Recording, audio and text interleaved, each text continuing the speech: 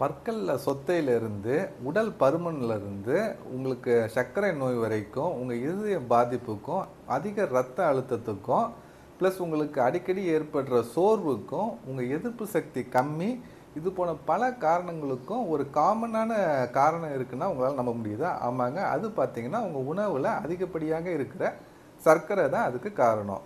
So இந்த சர்க்கரையை வந்து நம்ம குறைக்கிறதால உங்களுக்கு என்னென்ன மாற்றங்களை நீங்கள் உணர முடியுன்றதை தான் இந்த வீடியோவில் பார்க்க போகிறோம். தொடர்ந்து ஃபுல்லாக வீடியோவை பாருங்கள்.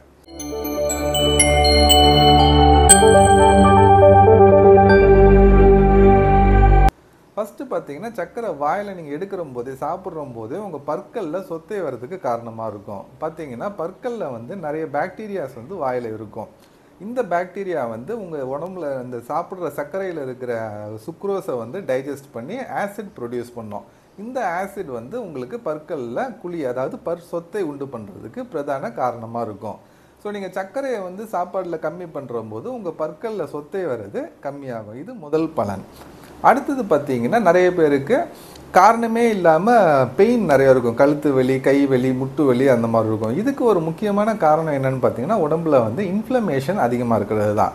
உடம்புல ஜென்ரல் இன்ஃப்ளமேஷன், க்ரானிக் இன்ஃப்ளமேஷன் அதிகமாக இருக்கிறதுக்கு ஒரு ரீசன் என்னென்னு பார்த்தீங்கன்னா, உணவில் அதிகப்படியான added sugar, white sugar add பண்ணுறது. ஸோ இதை குறைக்கிற போதே உங்களுக்கு என்ன பலன் கிடைக்கும்னு பார்த்தீங்கன்னா, நாள்பட்ட வலிகள், கை வலி, கால் வலி, முட்டு வலி, முதுகு வலி இதெல்லாம் குறையிறதுக்கான வாய்ப்பு அதிகமாகவே இருக்குது. அடுத்தது பார்த்தீங்கன்னா, வெயிட் லாஸ். அதாவது சர்க்கரை வந்து அதிகமாக நம்ம உணவில் சேர்க்கிற போது எக்ஸஸாக இருக்கிற சர்க்கரை வந்து என்னவாக மாறும்னா கிளைக்கோஜனாக மாதிரி உடம்புல சேரும். இது வந்து நீங்கள் உடம்புல ஒரு வேலை செய்தோ உடல் பயிற்சி பண்ணியோ அது கரைஞ்சிடுச்சுன்னா ஒன்றும் பிரச்சனை இல்லை. இந்த எக்ஸஸ் கிளைக்கோஜனை வந்து என்னவாக மாறும்னா ஃபேட்டாக மாதிரி உங்கள் உடம்புல சேர ஆரம்பிச்சிடும்.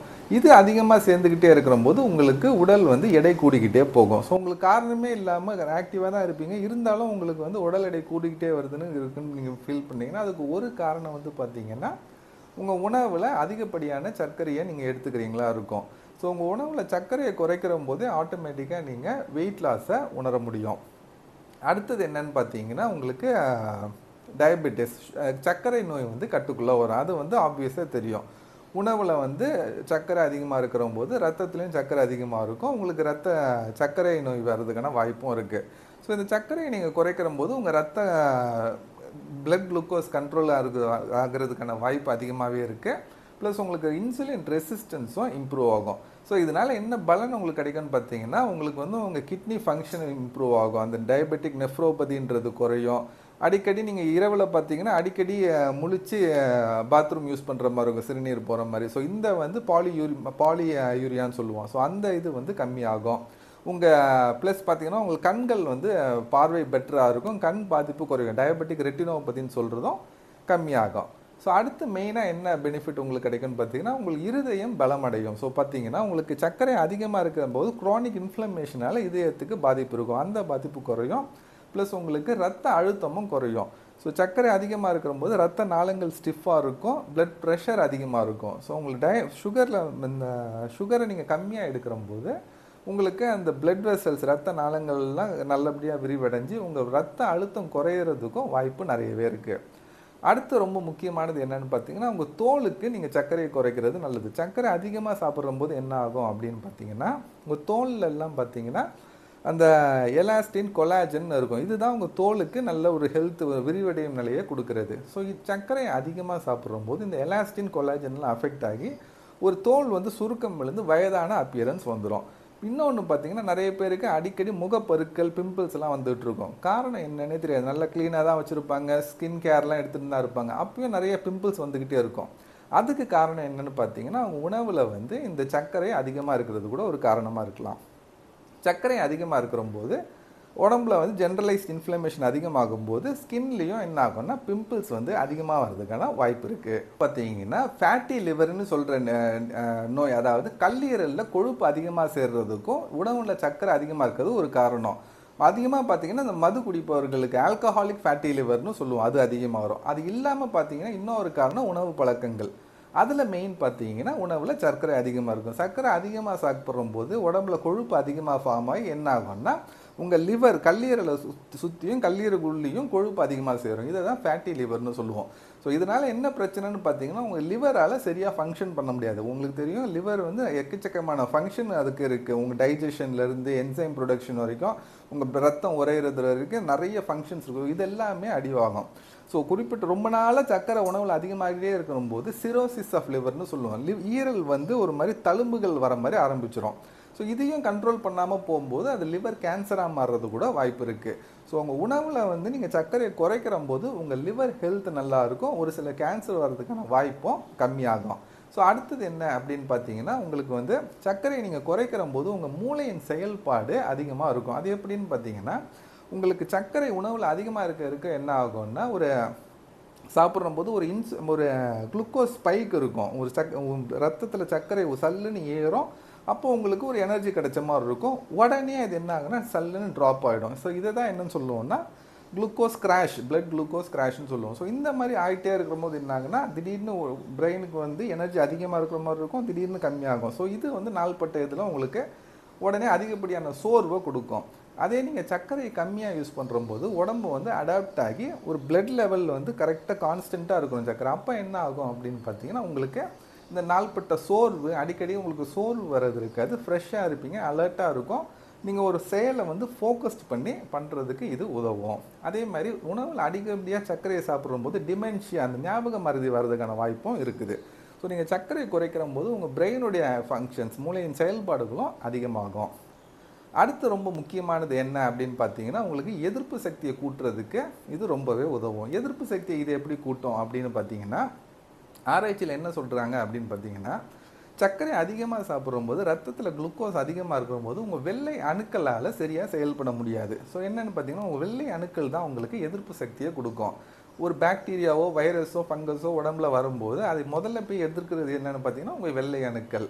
ஸோ ஒருத்தங்க வந்து சர்க்கரை பிளட்டில் அதிகமாகவே இருக்கிற போது இந்த வெள்ளை அணுக்களுடைய செயல்பாடு சரியாக இருக்காது, ஃபேகோசைட்டோசிஸ்ன்னு சொல்லுவோம். ஸோ அது சரியாக இல்லாததால் எதிர்ப்பு சக்தி குறைஞ்சிரும். இதுதான் சர்க்கரை வந்து உங்களுக்கு குறைக்கிறதால என்ன பலன் கிடைக்கும் அப்படின்னு பார்த்தீங்கன்னா, உங்கள் வயிற்று பகுதி டைஜஷன் அது எல்லாமே இம்ப்ரூவ் ஆகும். இது எப்படின்னு பார்த்தீங்கன்னா, உங்கள் வயிற்று பகுதியில் நிறைய பாக்டீரியா இருக்கும். இதுதான் கட் மைக்ரோபயோட்டான்னு சொல்லுவோம், கட் மைக்ரோபயோம். ஸோ இது என்ன பண்ணும் அப்படின்னு பார்த்தீங்கன்னா, உங்களுக்கு ஏராளமான நன்மைகளை கொடுக்கும். ஸோ என்னென்னு பார்த்தீங்கன்னா, உங்கள் டைஜஷனுக்கு இந்த பாக்டீரியா உதவும், உங்கள் எதிர்ப்பு சக்திக்கு இந்த பாக்டீரியா உதவும், நிறைய நியூட்ரியன்ஸ், ஒரு சில விட்டமின்ஸை ஃபார்ம் பண்ணுறதுக்கும் இந்த பாக்டீரியா ரொம்பவே உதவும். ப்ளஸ் உங்களுக்கு உடம்புல வயிற்றில் வந்து கேன்சர் வராமல் தடுக்கிறதுக்கும் இந்த நல்ல பாக்டீரியாக்கள் உதவி புரியும். இந்த நல்ல பாக்டீரியா இல்லாமல் ஒரு சில கெட்ட பாக்டீரியாவும் இருக்கும். இது ஒரு பேலன்ஸ்டாக இருக்கும். நீங்கள் ஆரோக்கியமான உணவுகள் சாப்பிட்ற போது, ஃபைபர் அதிகமாக எடுத்துக்கிற போது, சர்க்கரையை கம்மியாக எடுக்கிற போது என்ன ஆகும்னா, இந்த நல்ல பாக்டீரியாக்கள் அதிகமாகிடும், கெட்ட பாக்டீரியாக்கள் கம்மியாகும். ஸோ உங்கள் உணவில் ஃபைபர் கம்மியாக இருக்குது, உங்களுக்கு சரியான சாப்பாடு இல்லை, கெட்ட ஜங்க் ஃபுட் நிறைய சாப்பிட்றீங்க, சர்க்கரை அதிகமாக இருக்குது, அப்படி இருக்கும்போது என்ன ஆகும்னா இந்த கெட்ட பாக்டீரியாக்கள் அதிகமாகிடும், நல்ல பாக்டீரியாக்கள் குறைஞ்சிரும். ஸோ இந்த கண்டிஷனில் உங்களுக்கு எக்கச்சக்கமான ப்ராப்ளம்ஸ் சொல்லலாம். இரிட்டபிள் பவுல் சிண்ட்ரோம்னு சொல்லுவோம், வயிற்று எரிச்சல், பிளாட்டிங், உப்பிசம், அந்த மாதிரி நிறைய பிரச்சனை வரலாம். நாள்பட்ட இதில் வந்து உங்களுக்கு டைஜஷனையும் அஃபெக்ட் ஆகும், செரிமனம் இருக்காது, வயிற்று பகுதியில் கேன்சர் வர்றதுக்கான வாய்ப்பு கூட அதிகமாகிடும்.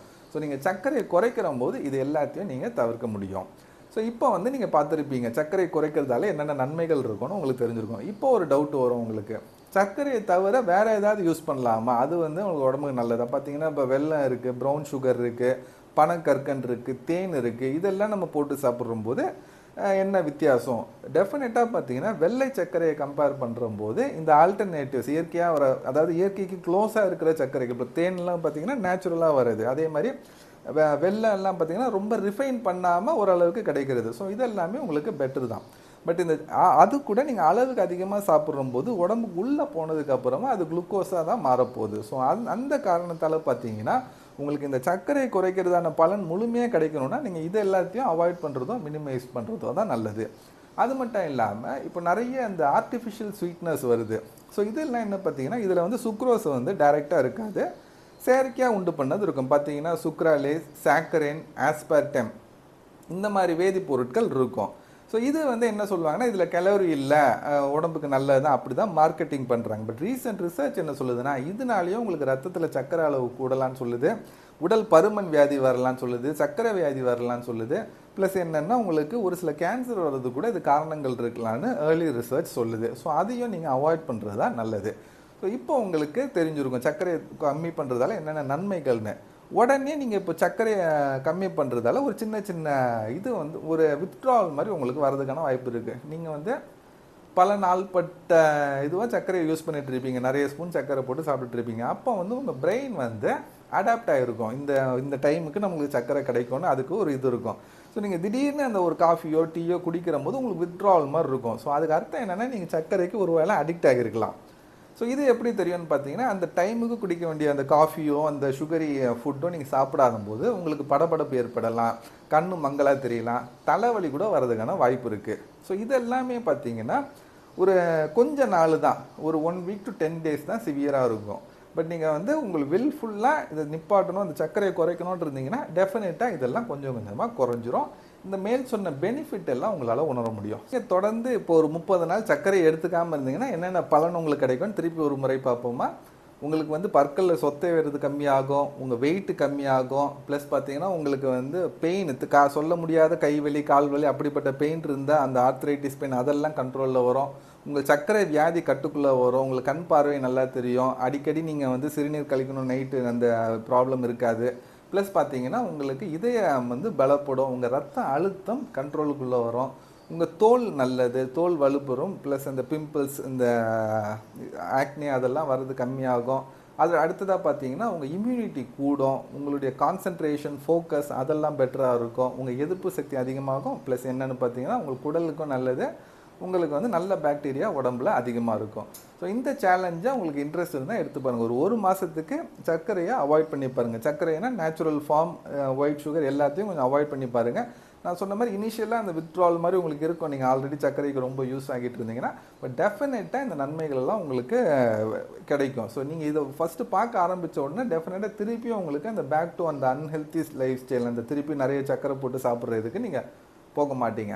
ஸோ கண்டிப்பாக இந்த சேலஞ்ச் எடுங்க. 1 மந்த்துக்கு அப்புறம் வந்து என்னென்ன பெனிஃபிட் இருந்ததுன்றதை கமெண்ட் பண்ணுங்கள். ஆல்ரெடி நீங்கள் இந்த சுகரை வந்து குவிட் பண்ணிட்டீங்க, கொஞ்சம் ரெடியூஸ் பண்ணிட்டீங்க, அதனால் என்னென்ன நன்மைகளை நீங்கள் உணர்ந்தீங்க அப்படின்னா கமெண்ட் செக்ஷனில் சொல்லுங்கள், பார்க்குறவங்களுக்கு யூஸ்ஃபுல்லாக இருக்கும்.